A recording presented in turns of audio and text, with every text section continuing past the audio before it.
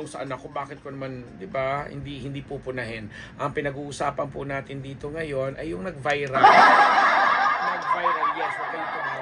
Nag-viral na parang Facebook post ba ito na di umano'y winika na sinabi ni Romel Padilla, ang tatay ni Daniel Padilla, na ang kwento is parang sinasabi pa niya na wag nang pagtakhan kung bakit na-link sa iba or ng babae si may mga basta ang context is parang sinusuportahan pa niya yung anak niya sa di umano'y ginawa nitong panloloko kay Catherine, na syempre eventually napatunayan naman po na fake news at syempre inalter lang ng mga kung sinong gustong gumawa ng issue. Pagulo, ang gagaling talaga ng mga netizen, ng mga baliw na to.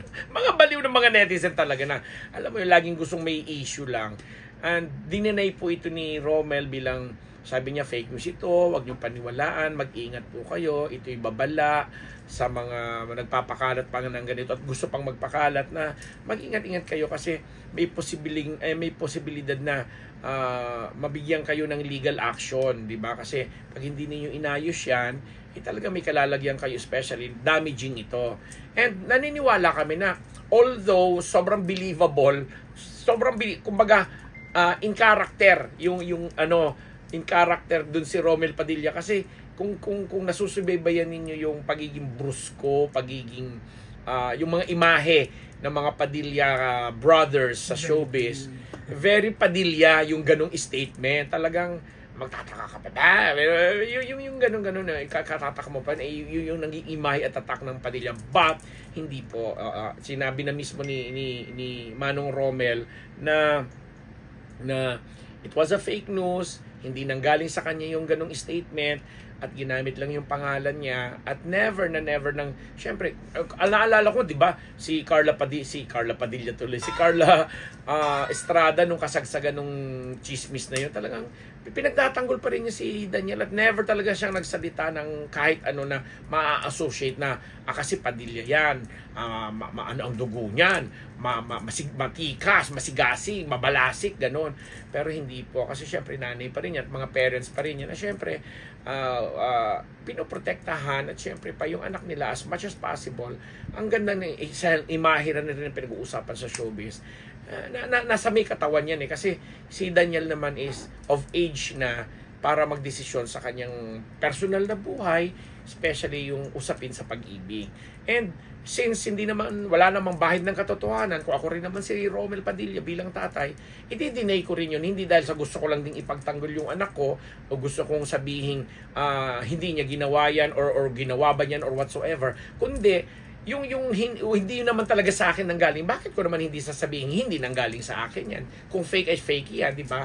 Mas mabuti na sigurong ako na ang nagsalita, di ba? But the thing is, hindi nga gagawin yun ng parents para naman masira palalo ang kanilang anak, di ba? So, ganun lang kasimple. Kaya, in a way, maganda yan na sa panahong ito ng digital world, may mga kagaya ng mga ibang celebrities, hindi lang naman din si Manong Romel or si Carla or iba pang mga na mga magulang na nagtatanggol or nagko-correct ng mga maling impormasyon or nagsasabing fake yan, hindi yan sa amin nanggaling, hindi ako ang nagsalita niyan.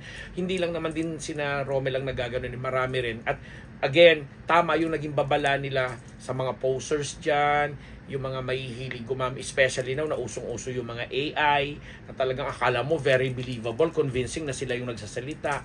Mag-ingat lang din po kayo kasi kami naman nakaka-insulto din po yan sa hanay po namin na ang tagal-tagal na rin namin naipundar or kumbaga nag-establish na mga pangalan namin sa industriyang ito bilang mga bahagi ng periodismo, journalism, kumbaga na mga reporter, mga journalist na nag-aral ng ethics, ng mass media, tapos bilang sisirain lang ng mga kung sinong natuto lang dyan, humawak lang ng gadget, telepono, nagkaroon lang ng podcast, akala mo kung sino na mag-analisa. Hindi namin minamaliit ang mga kagaya ninyo, pero kayo dito po ay marami mga protocol, panuntunan na dapat sinusunod at ginagawang responsable na mga gaya po natin gumagamit ng ganitong teknolohiya. Kasi nga po, kaakibat po niyan, yung mga ganyang bagay na kung hindi rin lang nakakatulong at nagsisilbi sa mayorya ng tama, tumigil na po tayo. Kasi kung clout lang at gusto nating sumikat, tapos duwag naman kayong mag-identify ng inyong mga pagkatao, ng inyong mga sarili, ng inyong mga pangalan, nagkukubli kayo sa kung ano-anong alias, mag-ingat po kayo kasi may mga ahensya po tayo, may mga batas po tayo na alam ninyong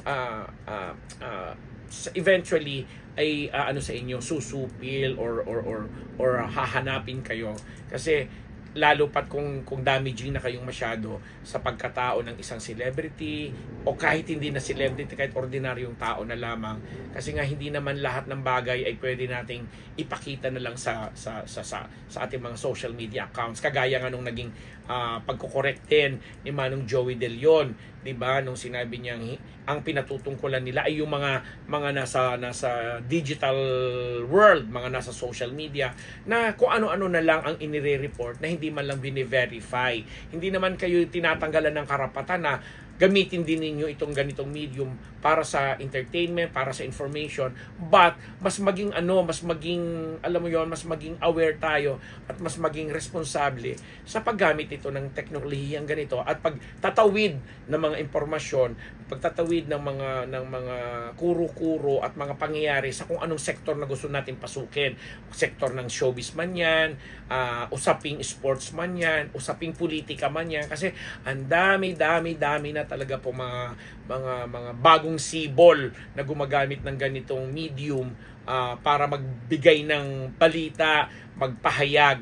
Tapos at the end of the day, nakikita naman natin na yun na nga nang uurot lang, nang gugulo lang, dahil yun na, gusto lang iba maka-clout lang sila, magkaroon lang sila ng alam mo yun, yung mapansin, at yun na nga, yung iba pagkakitaan, ang sama, pangit, hindi po maganda.